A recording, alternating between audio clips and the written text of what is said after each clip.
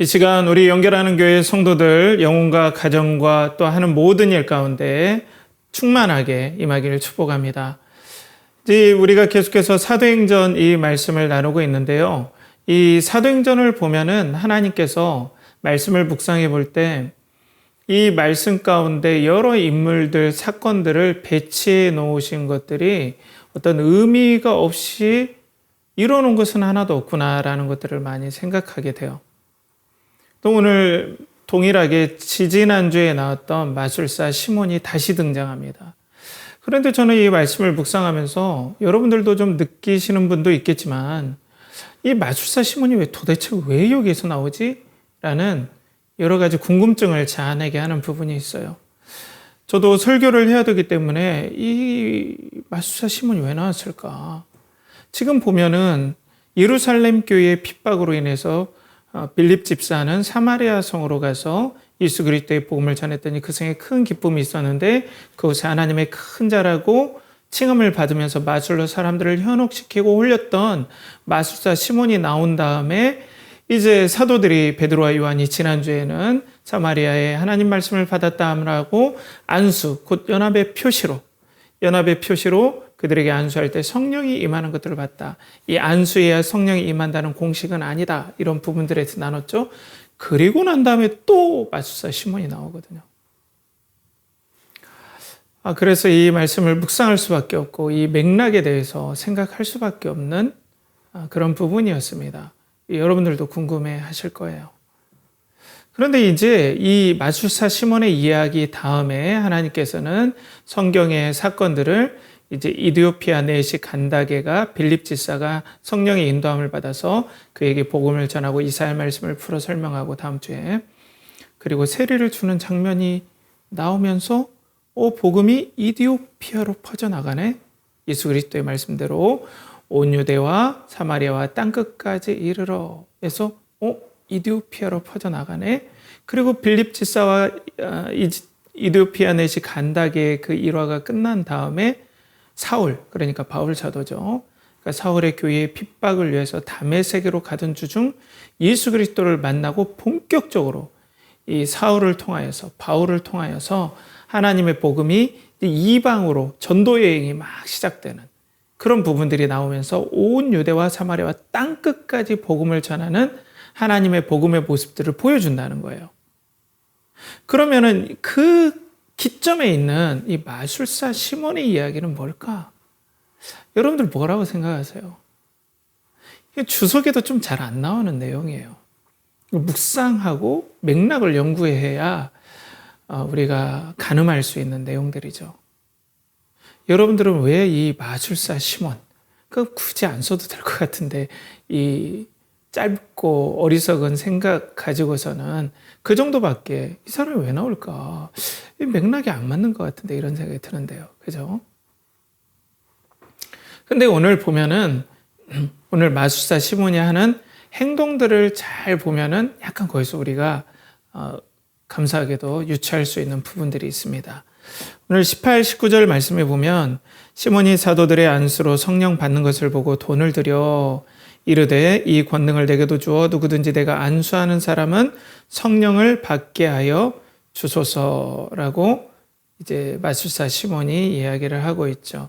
그러니까 사도들이 안수할 때 성령님이 임하시는 것을 보고 베드로와 요한에게 돈을 줬어요. 돈을 줬다는 거죠. 그러면서 자기에게도 이 안수할 때 성령 받는 능력을 주셔서 나에게 그런 능력을 당신이 그런 마술을 행하는 것 같고 그 사람 생각에는 엄청난 능력들의 소유자니까 그 능력을 나한테 좀 파십시오. 그래서 내가 안수하는 사람마다 성령이 임하게 하십시오. 나 그거 받고자 원합니다. 라는 거죠. 근데 여기서 이제 포인트를 하나 잡으면 여러분들 성령님의 임하심은 사람의 통제를 받습니까? 안 받습니까? 안 받죠. 그러면 예루살렘과 온 유대와 사마리아 땅끝까지 성령께서 임하시는데 사람의 통제에 의해서입니까? 아니면 하나님의 섭리와 주권에 의해서입니까? 성령이 임하신다는 건 하나님 나라가 확장한다는 건데, 그러면 좀 더 넓게 하나님 나라의 확장, 하나님 나라는 하나님의 다스림인데, 이 하나님의 다스림과 하나님 나라의 확장은 사람에 의해서 조작될 수 있습니까? 없습니까? 그렇게 확장될 수 있습니까? 없습니까? 없죠. 성경은 분명 앞으로 계속해서 성령께서 이디오피아 간다게 내시 간다게 이디오피아 간다게의 여왕의 내시, 제가 잠깐은 혼란스러웠는데 죄송해요. 이디오피아 간다게 여왕의 신하죠. 내시에게 복음이 전해져서 복음이 이디오피아에도 전해지고 이제 터키 쪽으로 해서 그리스 그리고 로마 쪽으로 나중엔 스페인 쪽으로 이제 유럽 전역으로 퍼질 텐데, 이런 복음의 전파가 누구에 의해서냐? 성경은 우리에게 보여주죠. 하나님의 은혜, 하나님의 주권에 의해서 성령께서 임하시고 하나님 나라는 하나님의 주권과 은혜로 확장되어 갈 거다. 앞으로 그런 은혜의 모습들이 벌어질 거다. 그러니 하나님 나라의 확장이 시몬, 마술사 시몬과 같은 모습이면 이건 하나님 나라의 확장의 모습이 아니다. 이건 거짓이다. 그러니까 우리에게 분별할 수 있는 시금석, 어떠한 분별할 수 있는 일종의 측정자를 오늘 성경 말씀 우리에게 보여주시는 거예요.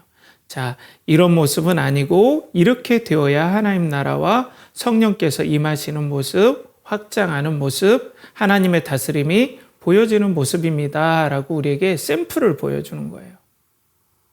그러니까 마술사 시몬은 잘못된 샘플인 거죠. 마술사 시몬은 어땠어요? 베드로와 요한이 안수하는 걸 보고 성령이 임하니까 이 사람이 돈을 줬어요. 이 돈을 줬다는 건 뭘 의미합니까? 이것을 내가 돈을 주고 살 수 있다. 그러면 어때요? 내가 돈을 주고 사면 어때요? 돈을 주고 팔 수도 있다라는 계산이 딱 선 거예요. 여러분들 돈을 주고 산 건 돈을 주고 못 팔 수 있는 게 있습니까? 돈을 주고 못 사는 걸 돈을 주고 못 파는 거죠. 그죠? 돈을 주고 사는 거면 돈을 주고 팔 수가 있습니다. 그렇죠? 그렇기 때문에 이 사람은 머리가 차차착 돌아간 거예요. 이거 돈 되겠다. 이거 내가 사도들한테 저 능력 돈 주고 사면은 이제는 내가 안수하는 사람마다 이 성령이 임하면, 이전에 이 사람이 사마리아에서 마술을 행할 때 사람들이 놀랬죠. 이거는 사마리아가 아니라 이거는 완전 로마에서 다 통하는 마술이다. 이거 완전 내가 거의 황제급으로 되겠는데, 계속 안수하고 다니고 막 내가 안수할 때마다 그가 생각하는 그런 모습들, 성령이 임하는 모습들이 막 있으면 권력도 나에게 오고 돈도 나에게 오고 명성, 이전에 사마리아에서 메가레 해가지고 정말 하나님의 큰 자다, 하나님의 능력이다 이렇게 막 인정받았다면, 이제는 로마가 통치하는 모든 지역에서 우리가 추측한다면 내가 막 높은 사람 이렇게 될 거다. 그러니까 이 성령이 퍼지는 건 내 안수로 다 퍼지게 할 수 있구나. 돈을 사서 경영적인 마인드가 있는 거죠. 완전 다른 거죠. 그러니까 하나님의 복음은 인간의 재능, 인간의 판단, 인간의 기호, 인간의 돈의 거래. 그래서 참고로 여러분들 알아두시면 좋은데요. 그래서 마술사 시몬의 이 이름을 따서 영어의 시몬이라는 건 그러니까 성직 매매라는 뜻이에요. 거룩한 직분을 매매한다라는 부정적인 단어가 시몬이에요. 그래서 이런 기원을 두고 있습니다. 그렇다면은 여러분, 하나님의 나라는 이것들을 통해 볼 때 어떻게 임한다는 거예요? 하나님의 주권과 은혜 가운데 임한다. 성령님을 누가 조정할 수가 없다. 사도들의 안수로 조정할 수가 없는 겁니다. 안수하라니까 안수해서 성령님께서 안수하라고 사실 감동을 주셨으니까 안수하는 거고, 위에 보면은 안수하면서 성령님이 임하지 않아요. 그러니까 절대적으로 성령님이 임하시고 하나님 나라가 확장하고 하나님의 다스림이 확장되는 건 누구에 의해서다? 하나님에 의해서고 그리스도의 주권에 의해서다. 그리고 오직 은혜로 이 복음이 퍼져나갈 것이다. 복음의 전파는 이런 모습이다. 하나님의 나라는 이런 모습이다. 시몬이 생각했던 그런 모습의 어떤 전파가 이루어지면 이건 성령의 역사가 아니다. 하나님 나라의 역사가 아니다. 라고 이렇게 보여주는 거죠. 그러니까 오늘 본문 말씀은 뭐예요? 성도는 성령을 통해서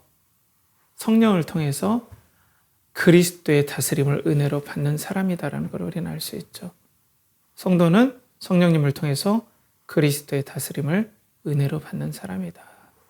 우리가 성령을 받은 것은 믿음으로 말미암아 이 믿음이 은혜로 왔는데 은혜로 우리가 받는 것이다.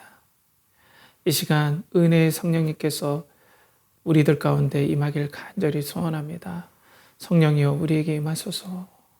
성령께서 우리에게 임하여 주소서. 우리 연결하는 교회가 지금 인터넷으로 예배드리잖아요. 직접 예배당에 가서 예배드려도 집중해서 은혜를 받을까 말까 한데 우리는 서로 이렇게 옆에 성도가 계시면 거룩한 통제장치가 되잖아요. 성도님이 계시니까 졸고 싶어도 졸지 않고 이런 부분들이 있는데 혼자 예배드린다는 건 이건 4배, 5배, 6배 은혜가 필요하고 집중력이 그 정도 필요해요. 이 시간 바라고 원하기로는 허락하신다면 하나님께서 성령께서 여러분들에게 믿음으로 임하길 축복하고요. 그리고 예수 그리스도를 믿는 성도들은 더욱더 성령의 충만이 여러분의 영혼과 마음 가운데 충만해지길 축복합니다. 자, 그러면은 이런 하나님의 다스림이 우리에게 어떤 은혜를 주냐면 평강도 주잖아요. 때를 따라 돕는 은혜도 주죠. 아무리 가뭄, 지금 우리나라가 경제적으로 정치적으로 너무 불안한 상황이죠. 중국도 살아남으려고 어떻게든 미국과의 무역전쟁 그리고 권력 다툼에서 살아남으려고 이제 나라가 그 엄청난 돈을 가지고 중국 정부가 공산당이 계속해서 찍어내라. 반도체도 찍어내라. 덤핑해도 좋다. 우리가 대줄 테니까 하면서 철강, 반도체 중국이 싼 가격에 세상에 풀어버리니까 우리나라가 경쟁력이 안 되는 거잖아요. 그러니까 지금 포항에 있는 포스코가 엄청나게 힘들어요. 지금 삼성이 힘든 이유가 그겁니다. 그러니까 우리나라는 논리적으로 보면은 경제적으로 지금 어렵고 흉년의 시기에 도달한 것과 마찬가지예요. 그럼 우리는 걱정이 되지 않습니까? 이런 것들이 다 파급해서 우리의 모든 삶 가운데 영향을 끼칠 텐데 그럼에도 불구하고 성도는 누구의 다스림을 받는다? 성령의 다스림을 받는다. 은혜의 다스림을 받는다. 그렇기 때문에 힘들 때에도 하나님께 기도하고 내가 할 일들을 찾아갈 때 성령께서 인도해 주시고 고난을 참을 힘도 주시고 또 지혜도 주시고 해서 이 어려운 때를 우리가 하나님의 다스림으로 이겨갈 수 있는 거죠.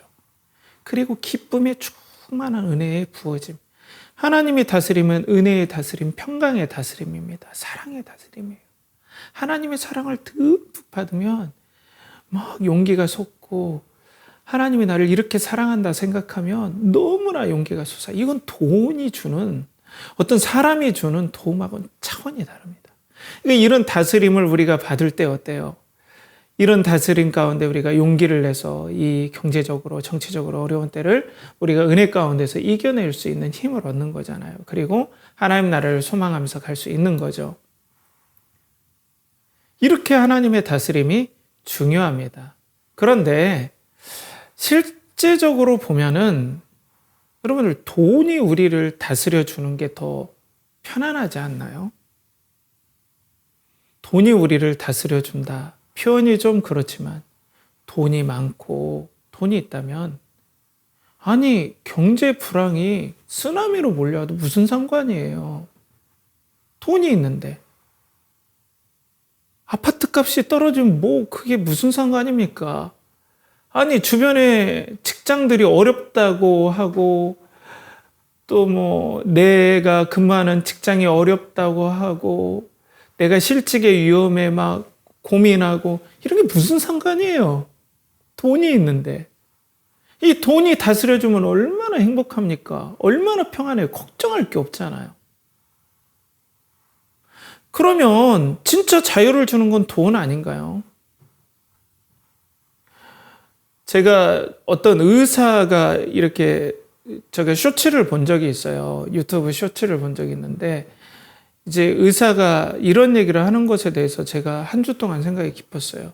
그분이 얘기하기를 돈이 자유를 주리라. 근데 되게 설득력이 있지 않습니까? 돈이 자유를 주죠. 얽매이지 않고 사람들에게. 그리고 이런 어떤 경제적인 상황에 내가 얽매이지 않고 여행 가고 싶으면 여행 가고 먹고 싶은 거 먹고 평안하지 않나요?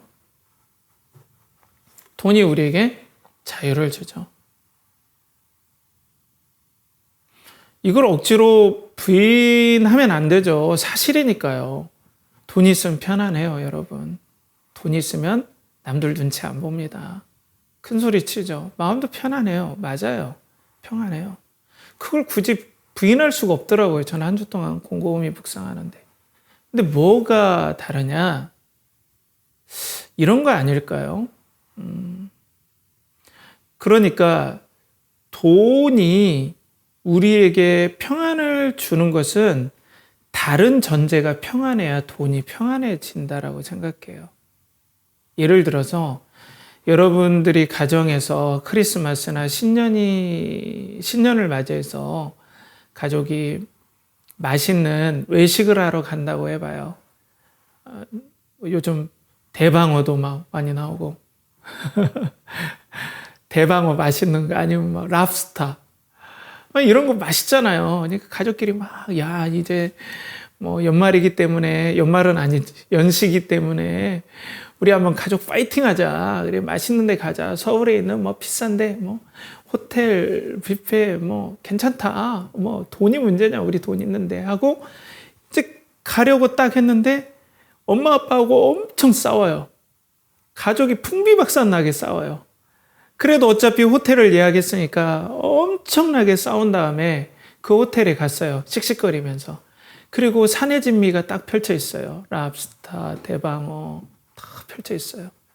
여러분 어때요? 우리 관계가 틀어지고 화목이 없고 평안이 없는데 돈이 그 평안을 줍니까? 자유를 줍니까? 그러니까 우리는 이걸 전제로 돈이 우리에게 자유를 준다고 하는 것 같아요. 그건 뭐냐면 나의 삶이 평안하다라는 전제. 얘 돈을 쓰면 행복하고 자유롭다. 이거지 내 삶이 평안하지 않는데 돈이 거기에 내 삶을 평안하게 완전 바꿔준다? 이건 천만의 말씀이에요. 그러니까 우리는 문제가 뭐냐면 돈은 자유롭게 해요. 또 어느 정도의 평안을 줘요. 그렇지만 돈에게 신적인 속성을 부여해요. 어려운 말로는. 그러니까 돈이 우상의 위치, 신의 위치에 두는 것이 우리에게 문제가 되는 거예요. 신이 평강을 주죠. 평강이 원천이죠. 우리는 하나님이 평강이 원천이죠. 근데 돈이 그 쥐로 믿고 돈의 다스림을 받기 원한다면 이건 절대로 우리를 자유롭게 하지 못하죠. 그때 돈의 환멸을 느끼죠. 돈 벌면 이렇게 평안할 줄 알았는데. 왜 사람들이, 유명인들이 돈을 그렇게 많이 벌고도 삶이 무너져 버립니까? 돈을 벌면 내 인생의 불행이 바뀔 줄 알았는데, 행복하고 평안할 줄 알았는데. 내가 이전에는 못 먹던 거 자유롭게 쓸 수도 있어요. 못 타던 차, 스포츠카, 옷 다 살 수는 있어요. 이런 자유함은 주는데 내가 그렇게 원했던 이것들을 누리면서 내가 원했던 그 완전한 자유, 완전한 행복을 주지 못한다는 한계를 내가 체험할 때 완전히 무너져 버리죠. 그러니까 하나님의 다스림보다 돈의 다스림을 받기를 소망하는 그런 사람들의 마음은 이해하지만 돈은 이러한 한계가 있죠. 그리고 우리가 재능의 다스림 얼마나 좋습니까, 여러분? 재능, 특별히 통찰력이라는 재능이 얼마나 좋습니까? 특별히 AI 시대의 이 통찰력은 정말로 이 인사이트는 그 어느 시대보다 더 예리하게 중요한 때가 됐어요. 옛날에는, 옛날에 죄송하지만 제가 저희 교수님께서 경제학 숙제를 내주셨는데 어떤 복잡한 수식으로 엄청난 양의 데이터를 주셨어요. 이거를 풀어오는 게 숙제였어요. 그래서 제가 그걸 수식에 맞게 막 계산을 하고 계산기를 두드렸는데 원하는 답이 안 나오는 거예요. 하루 종일 해도 안 나와요. 그래서 제 친구한테 찾아갔어요. 컴퓨터를 잘하는 프로그래머 친구한테. 그랬더니 그때 당시가 94년 정도 됐을 겁니다. 엑셀을 딱 보여주는 거예요. 저는 그때 처음 봤어요, 엑셀을. 그 친구 엑셀에다 수식을 막 넣고 데이터를 따라락 넣더니 쭉 드래그를 하니까 세상에 데이터 수식하고 드래그 하는데 몇 초 걸렸겠습니까? 답이 딱 나오는 거예요. 제가 그때 충격을 받았어요. 그러니까 기계적인, 어떻게 보면 이 입력도 단순한 거잖아요. 뭐 수식을 푸는 건 복잡한 거지만 인사이트는 필요하지 않아요. 수식에서 수학적으로만 하면 되니까. 그런 거가 몇 초 만에 끝나는 거예요. 그런 일들이 현대에는 AI로 더 급속하게 발전이 돼요. 때문에 기계적으로 하는 모든 일들은 계속해서 종말을 구할 겁니다. 인사이트 있는 사람들이 살아남는 시대가 되는 거죠. 그러니까 인사이트, 그거 재능 아닙니까? 그런 재능 있는 사람이 있어요. 인사이트 있는 재능. 그러니까 마이크로소프트사의 빌 게이츠, 페이스북에 갑자기 생각이 안 나지만 그 사람, 메타 기업의 저커버그. 그리고 또 아마존 그룹의 제이푸스인가요? 아무튼. 그리고 또 여러분 테슬라의 앨런 머스크. 요즘 가장 핫하죠. 이 인사이트 있는 사람들이에요. 그리고 뭐 애플의 이전 그 사람이 누구더라? 제가 이렇게 요즘 갑자기 생각이 안 나네요. 아무튼 그 사람 다 인사이트가 있어요. 한 시대에 완전 뭐 옛날 폴더폰 폰에서 이 아이폰으로 넘어가는 이걸 했다는 건 엄청난 인사이트가 있는 거거든요. 그러니까 이런 인사이트가 있을 때 명성이 있고 이런 인사이트가 있을 때 수많은 사람들의 칭송과 주목과 그 사람들이 나의 어떤 통제권 안에 들어오는 거죠. 그러니까 엄청 자유롭고 이런 재능이 주는 엄청난 것들이 있죠. 때문에 이 재능이 답니까? 여러분 냉정하게 한번 생각해 보죠. 이 재능이 다 있나요? 누구나? 저 그 거짓말이라고 생각해요. 이 인사이트는 전부 다 있지 않아요. 그럼 다 스티브 잡스처럼 그렇게 되겠습니까? 그러면 다 되죠. 다 주어지면. 그러면 일부만 받잖아요. 아까 시몬이 어때요? 그 재능이 있잖아요. 그 사람은 돈이 되는 것, 권력이 되는 것들에 대한 인사이트가 있었어요. 딱 보면 안 돼요. 그러니까 사업하는 분들이 제가 들어봤는데 돈길이 보인다는 거예요. 여러분 돈길이 보인대요. 돈이 벌 수 있는 것들이 보인다는 거예요. 여러분 보여요? 이거 재능이에요, 재능. 누구는 재능을 받고 누구는 솔직히 재능을 못 받는 거잖아요. 그러면 우린 낙담하죠. 몇 명밖에 없는데 우리는 뭐 그런 재능 없고 다 열심히 땀 흘려야 되고 물론 재능이 있어도 땀은 흘리지만 시대를 통찰하는 재능들 이건 누구나 가질 수가 없죠. 우린 그런 재능 있는 분이면 축하합니다만 뭐 없으면은 어떻게 해요? 그런데 여담이지만 여러분들 동양의 수묵담차의 매력을 저는 중학교 때 이렇게 배웠어요. 여백의 미. 그러니까 여백이 있어야만이 그 중앙에 있는 그림이 사는 거예요.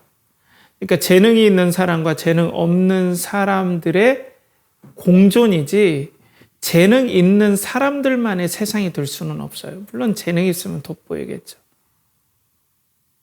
그런데 우리는 어때요? 이 재능만 생각한다면 내가 그런 재능 가졌으면 좋겠어. 그래서 나는 뭐 그런 천부적인 재능 아닐지라도 공부 열심히 해서 그런 쪽으로 갈 거야. 그럼 내 인생이 편안해지고 이 재능의 다스림, 노력의 다스림을 받겠지 라고 하는데 결국에는 이 재능을 가지고 내가 이 재능을 갖기를 소원하고 이 재능을 통해서 내가 자유를 얻기를 원한다면 인간관계가 다 재능 있는 사람만 얻기 원해요. 저 사람이 나의 재능과 성공에 어떤 기여를 할 수 있을까? 그러면은 인간관계가 너무나 이상해져요. 여러분들은 진실한 인간관계의 기쁨을 누리지 않습니까? 형식적인 인간관계는 만나면 피곤해요. 그러니까 옛날 친구들 만나는 게 좋은 거예요. 뭐 형식 차릴 게 없거든요. 편한 관계를 원하는 거거든요. 사람은 관계에서 시작해서 관계로 대부분 끝나는데 내가 재능에 매이고 재능이 나를 자유롭게 한다면은 이 재능을 나에게 주거나 이 재능에 보탬이 되거나 이 재능을 붐업시킬 인간관계에 내가 매이거나 그런 관계를 쫓아가기 때문에 진정한 어떤 삶의 기쁨을 못 누리고 자유로움을 누리지 못해요. 그러니까 사람이 좁아지는 거죠. 그래도 어때요? 재능이 있으면 좋죠. 그건 사실이죠. 저도 재능이 있었으면 좋겠어요. 여담이지만 전 설교에 재능이 없다고 솔직히 생각합니다. 너무 설교 잘하시는 목사님들 보면 부러워요. 그런데 하나님의 다스림은 어떻습니까? 우리의 재능이 아니라 여백과 같은 재능이 순백색인 우리, 아무것도 없는 것 같은 우리들을 생명을 다해 소중히 여겨주신다는 거예요. 하나님의 다스림의 공간은. 연약할수록 더 소중히 여겨지고 생명을 부어주셨지 않습니까? 세상에 이런 사랑이 어디 있고 이런 은혜가 어디 있습니까? 그러니까 우리는 재능을 가지고 우리가 재능이 기쁘게 되려면 이 재능이 나의 어떠한 삶의 자유를 준다라는 그런 관점보다는 이걸 주신 하나님께 감사하고 이걸 통해서 내가 어떻게 다른 사람을 섬기면서 나아갈까 할 때 이 재능이 더욱더 인간관계를 풍성하게 하고 행복을 주고 자유로움을 주겠죠. 이 다스림을 이렇게 받을 때. 그러니까 하나님의 다스림이 전제가 되지 않으면 이 재능도 아무 소용이 없어요. 뭐 유명한 제가 앞에 언급했던 분들, 이혼한 분들 많아요. 3명이 이혼했네요. 얼마나 삶이 아팠다는 거예요, 그 가운데. 관계가 아프면 진짜 모든 게 아픕니다, 여러분. 자, 그리고 이제 인생의 통제권이요. 이게 진짜 우리가 요즘 원하는 거 아닙니까? 경제적 자유, 인간관계의 자유, 고통에서의 자유. 내가 인생의 통제권을 어떤 외부의 환경 없이 행사하는 자유를 누구든지 원해요. 자유롭죠. 자유를 원해요. 그렇기 때문에 오늘 마술사 시몬이 내가 안수하는 자마다 성령이 임하게 해달라고 돈을 드렸죠. 그러니까 내가 안수하는 건 뭐예요? 내 안수를 통하여서 내가 안수하고 싶은 사람한테 하고 안 하면 안 하죠. 이 가장 좋은 것 같은 이 능력들이 내 자유의지, 내 자유에 의해서 모든 것들이 결정되는 거예요. 누구 통제를 안 받는 거예요. 내 새를 풀리려면 안수 많이 주면 되는 거예요. 그 사람 생각으로는. 이런 자유를 원했던 거예요. 완전한 자유. 누구 통제를 받지 않는. 이제는 내가 눈치 보지 않는. 내가 안수 딱 주면 말이에요. 그런데 여러분들 이 자유라는 부분에서 한번 생각해 봐요. 자유라는 것이 새가 가장 자유로울 때는 하늘에 창공을 날 때잖아요. 그런데 재밌는 건 새가 하늘에 창공을 날 때 가장 자유를 억압받는 건 그가 날게 해주는 공기입니다. 이 공기의 부력을 통해서 그가 나는 거거든요. 새가. 그러니까 가장 자유로울 때 아이러니한 건 공기의 통제를 받을 때 자유로운 거예요. 물고기도 마찬가지예요. 물고기를 앞으로 나가게 하는 것은 물이에요. 근데 물고기를 가장 가로막는 것도 물이에요. 물고기의 자유를 가장 제약하는 건 물이지만 물고기를 자유롭게 하는 것도 물입니다. 그러니까 완전한 통제 없는 자유라는 것은 하나님의 은혜는 없다는 거예요. 하나님만이 초월자시기 때문에 그 누구도 구애받지 않고 완전한 통제 없는 자유가 있지만 우리 사람들 피조물들과 모든 피조물들의 자유는 제약하의 자유예요. 그러니까 여러분들이 뭐 어떤 것들을 많이 배우고 어떤 것들에 대해서 달인이 되기 위해서는 배움이라는 통제와 제약이 있어요. 여러분들이 자유로워지는 거예요. 여러분들이 자전거 타는 자유를 배우기 위해서는 배워야 되는 통제를 따라야 되는 거예요. 그런데 우리는 막연하게 하나님께서 가진 자유를 내가 갖기를 원해요. 안수하면서 내가 안수하는 자마다 다 자유를, 내가 인생에 통제받지 않는 그 자유. 이게 나의 행복이다. 이게 내 인생을 다스렸으면 좋겠다, 이 자유가. 근데 하나님의 다스림이 전제되지 않으면 진정한 자유는 임하지 않는다. 그래서 요즘 사회가 혼란한 이유가 뭡니까? 하나님께서 가지시는 이 자유를 내가 가지려고 하니까 사회가 혼란해지는 거예요. 그러니까 기존의 어떤 우리를 자유롭게 했던 가치 기준들에서 벗어나 버리니까 오히려 더 혼란스럽고 더 혼돈스러운 거예요.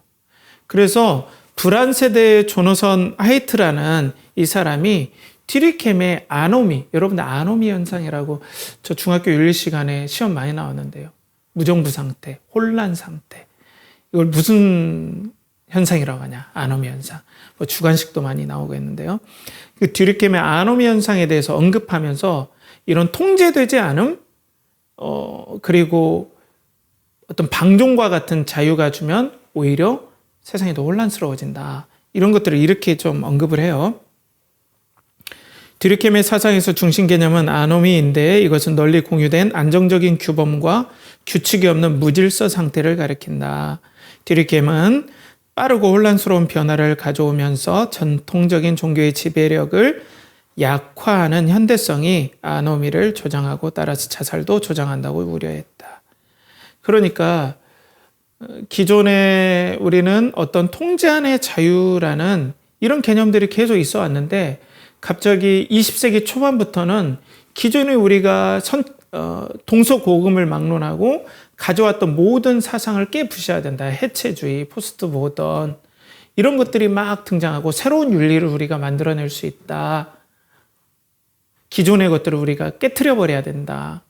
물론 뭐 나쁜 건 새롭게 하긴 해야 되는데 기존에 있는 모든 것들을 다 부정해라. 이런 것들이 있다 보니까 우리가 더 혼란스럽고 더 자유로울 줄 알았는데 자유롭지 못하더라. 아노미의 혼란과 그리고 무질서 가운데 우리를 올가매는 우리가 오히려 자유가 없어지는 그런 일들이 있더라. 이렇게 보는 거죠. 여러분, 그러니까 오늘 이 복음은 진정한 자유를 성도들에게 성령님을 통해서 은혜로 우리에게 주신다. 하나님의 다스림은 이렇게 우리를 자유롭게 한다. 그런데 앞으로 이것들을 거래하려고 하거나 인간의 생각과 인간의 어떤 경영 방식으로 이 하나님 나라를 막 억지로 이렇게 막 하는 모든 일들은 이건 하나님의 역사하심이라고 보기는 힘들다. 진정한 하나님 나라와 다스림은 성령의 주권 가운데 일어나고 그 주권 가운데 일어나는 일들에 우리가 진정한 평안과 자유를 누리고 생명을 누릴 수 있다. 이렇게 보는 건데 우린 계속해서 돈이, 재능이 그리고 우리가 생각하는 완전한 자유의 다스림이 있어야 되지. 그냥 신앙은 너무나 막연하다. 우린 보통 이렇게 생각하잖아요. 그런데 오늘 본문 말씀에 이제 이렇게 나와요. 진정한 다스림의 행복에 대해서 20절에 베드로가 이르되 내가 하나님의 선물을 돈 주고 살 줄로 생각하였으니 내 응과 내가 함께 망할지어다. 성령님의 임하심이 뭐라고 했습니까? 하나님의 선물이라고 했어요. 이 말씀을 묵상하면 너무나 좋았어요. 선물은 어때요? 받는 사람이 결정권이 있습니까? 물론 뭐 거절하면 어쩔 수 없지만 아무튼 주는 입장에서 보면 이 선물은 주는 사람이 줘야 받을 수 있어요. 그러니까 하나님의 선물이라는 건 성령님은 하나님께서 주시고자 하는 사람에게 주시는 거다. 그리고 두 번째, 선물은 어때요? 주는 분의 마음이 그 사람을 사랑하고 그걸 줌으로써 너무나 행복을 느낄 것으로 판단하면 주는 거예요. 그러니까 하나님은 성령님을 우리에게 주시기에 너무 기뻐하세요. 우리에게 성령님을 주심으로 하나님의 다스림을 받음으로 진정한 자유와 은혜와 이 거친 환경, 이 경제적으로 정치적으로 거친 환경 가운데서도 이 성령님을 통하여서 우리가 하나님의 다스림을 받고 하나님의 위로를 받고 능력을 받을 때 우리가 너무 기뻐할 것을 기뻐하면서 주신 거예요. 야, 이거 진짜 이렇게 하면 내가 기쁘겠다 하면서 하나님께서 우리에게 딱 주신 거죠. 그리고 이 선물에는 주는 분의 마음이 담겼습니다. 주는 분이 어떠하냐에 따라서 그 선물도 그래요. 우리 하나님처럼 사랑에 풍성한 분이 어디 있습니까? 악이 없는 분이 어디 계십니까? 거룩하신 분이 어디 있습니까? 영원히 인자하심과 진실하심이 영원하신 분이 어디 있습니까? 이런 분의 선물이면 성령님은 얼마나 놀라운 선물입니까? 이 선물을 통해서 우리가 하나님의 다스림을 받는다는 건 얼마나 큰 선물입니까? 마지막으로 하나님의 선물은 하나님의 인격과 정성을 드러내요. 좁게 얘기하면 하나님의 정성이 거기에 담겨 있어요. 근데 성령께서 우리에게 임한다는 건 하나님의 정성이 담겨 있는데 어떤 정성이냐면, 어떤 희생이 담겨 있냐면, 어떤 희생이냐면 예수 그리스도의 보혈, 자신의 전부를 준 희생과 정성이 담겨 있는 거예요. 이런 선물이 어디 있습니까, 여러분? 그러니 이 성령님께서 임하신다는 건 얼마나 기가 막힌 은혜입니까? 여기에 깊은 하나님과의 관계, 성령님이 임하실 때 아버지 하나님과의 관계가 회복돼서 말할 수 없는 사랑, 그리고 말할 수 없는 관심, 또 자비, 또 인자하심, 사랑해 주심이 우리 가운데 임할 때 우리에게 진정한 평안이 오는 거예요. 그때 하나님께서 우리에게 허락하신 재능이 빛이 나고 또 우리 가진 물질이 빛이 나는 겁니다. 그래서 우리가 다른 사람, 이렇게 내가 받았기 때문에 다른 사람들에게 섬길 때 물질로 또 내 쓸 것 쓸 때 너무나 기쁜 거예요. 이런 은혜를, 선물을 우리에게 주시고자 원했다는 거예요. 이게 돈 주고 거래되면 이게 말이 되겠습니까? 이런 선물이? 돈 주고 거래되는 방식으로 이런 복음이 전해졌다면 얼마나 그건 지옥이죠, 지옥. 돈 없는 우리, 재능 없는 우리, 권력의 자유가 없는 우리, 얼마나 우리는 속박이 되겠습니까? 절대 하나님 나라는 이런 나라가 아니다. 근데 우리에게 새해 비전을 보여주시는 거죠. 하나님 나라는 이런 은혜로 우리에게 앞으로도 계속 다가올 거다. 하나님의 선물로 우리에게 다가올 거다. 성령님을 통하여서. 이런 은혜가 우리 연결하는 교회 성도들에게 부어지길 축복합니다. 여러분들에게 이런 자유가 임하길 축복합니다. 여러분, 이런 자유를 어디에서 누리겠습니까? 여러분, 돈이 주는 자유 있어요. 재능이 주는 자유 있어요. 내가 자유롭게 방종할 수도 있어요. 그렇지만 이런 자유가 어디 있습니까? 찾아보십시오. 그러니까 우리는 하나님 앞에 이 복음을 주시고 성령을 주신 하나님, 이 복음 밖에는 우리를 자유롭게 하고 진리가 우리를 자유롭게 하는 이 은혜는 어디서든지 누릴 수가 없어요. 돈이 우리에게 진정한 자유를 줄 수는 없습니다. 그래서 교회가 이런 곳임을 보여줘요. 그래서 그걸 좀 부연 설명하면서 21절에 24절에 이렇게 나오죠. 하나님 앞에서 내 마음이 바르지 못하니 이 토에는 내가 관계도 없고 분깃도 될 것도 없느니라. 그러므로 너희 이 악함을 회개하고 주께 기도하라. 혹 마음에 품은 것을 사하여 주시리라. 내가 보니 너는 악독이 가득하여 불의에 매인 바 되었도다. 시몬이 대답하여 이르되 나를 위하여 주께 기도하여 말한 것이 하나도 내게 임하지 않게 하소서 하니라. 한마디로 요약하면 복음은 네가 생각하는 그런 것들이 아니다.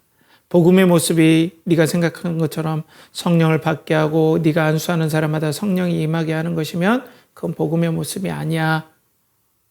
넌 불의에 빠져 있어. 넌 믿음을 잘못 알고 있어. 넌 믿음이 없어. 라고 엄중하게 책망하는 거죠. 하나님 나라는 이런 모습이 아니야. 라고 얘기를 하는 거죠. 사랑하는 연결하는 교회 성도 여러분, 그렇기 때문에 2025년도 우리를 복음 안에서 하나님의 선물인 예수 그리스도를 우리 영접합시다. 우리 예배자 여러분, 예수 그리스도를 영접합시다. 그랬으면 좋겠습니다. 은혜를 주셨으면 너무 좋겠어요. 그리고 앞으로 우리 연결하는 교회는 우리 연결하는 교회는 계속해서 이 복음을 전할 겁니다. 단 인간적인 술수, 내가 안수하는 자마다 성령을 받아서 막 퍼지는 이런 인간적인 방법이 아니라 성령께서 인도하시는 확장의 방법을 따라 앞으로도 따라갈 거예요. 그래서 사도들도 이것이 끝난 다음에 사마리아에 다시 복음을 계속 전해요. 그들이 하는 일들, 복음을 전하는 사명을 계속 집중하는 거예요. 그 마술사 시몬처럼 막 안수하고 다니면 다 받는 사람마다 다 받게요. 그런 일이 아니라. 그래서 25절에 두 사도가 주의 말씀을 증언하여 말한 후 예루살렘으로 돌아갈새 사마리아인의 여러 복음에서 복음을 전하니라. 복음을 전했어요. 사마리아에서. 그리고 그걸 받아들인 사람들에게 성령이 임했겠죠. 사랑하는 성도 여러분, 2025년 이 성령이 여러분들의 충만하시길 축복합니다. 그리고 예배자 여러분, 성령이 여러분들의 임하길, 믿음으로 말미암아 임하길 축복합니다. 아울러서 또 이번 주 토요일에는 중요한 시험도 있죠. 기도하고 있습니다. 우리가 영적인 것을 얘기하고 신앙적인 것을 얘기하지만 삶은 필요 없다가 절대 아니죠. 기도하고 있고 화이팅입니다. 화이팅. 요즘 화이팅하면 별로 느낌이 안 좋던데 아무튼 기도하고 응원합니다. 그리고 관심이 있습니다. 관심이 있어요. 전 기도하고 있어요. 하나님의 은혜가 있길 축복합니다. 2025년도 우리 복음을 얘기합시다. 또 복음을 나눕시다. 그리고 복음 안에 참 자유를 누립시다. 이런 복음은 예수 그리스도의 복음밖에 없습니다. 이 복음을 깨닫고 이 복음 안에 자유를 누리는 우리 연결하는 교회 성도들과 예배자들길 간절히 축복합니다. 함께 기도하겠습니다. 하나님 아버지, 오늘도 은혜를 베풀어 주시옵소서. 참된 자유는 성령의 임하심, 하나님의 다스림밖에 없음을 알게 되었습니다. 하나님 은혜를 내려주셔서 2025년도에도 이 하나님의 나라가 우리 연결하는 교회를 통하여서도 계속해서 확장되게 하여 주시되, 연결하는 교회는 인간의 술수, 마술사 시몬의 술수처럼 그런 술수로 하나님 나라를 확장하려는 데 도모하는 것이 아니라 오직 성령의 주권과 다스림 가운데 우리가 해야 될 의무인 복음을 신실하게 증언하고 나눔을 통해서 하나님 나라가 확장하는 은혜의 경험들이 이루어지게 하여 주시옵소서. 이를 간절히 바라고 권하며 이제는 우리 주 예수 그리스도의 은혜와 하나님의 극진하신 사랑과 성령의 내주 교통하심이 오늘도 성령님을 통해서 하나님의 다스림에 하나님의 주권에서 확장이 되며 이 주권을 통한 은혜의 다스림, 자유의 다스림을 통해서 말할 수 없는 기쁨과 은혜를 누리며 또 앞으로 준비하는 모든 시험 가운데서도 집중하길 원하는 사랑하는 연결하는 교회 성도들의 그리고 예배자들의 영혼과 가정과 직장과 그리고 드린 모든 것에 준비하는 모든 것에 이로부터 영원토록 함께 하시기를 간절히 축원하옵나이다. 아멘.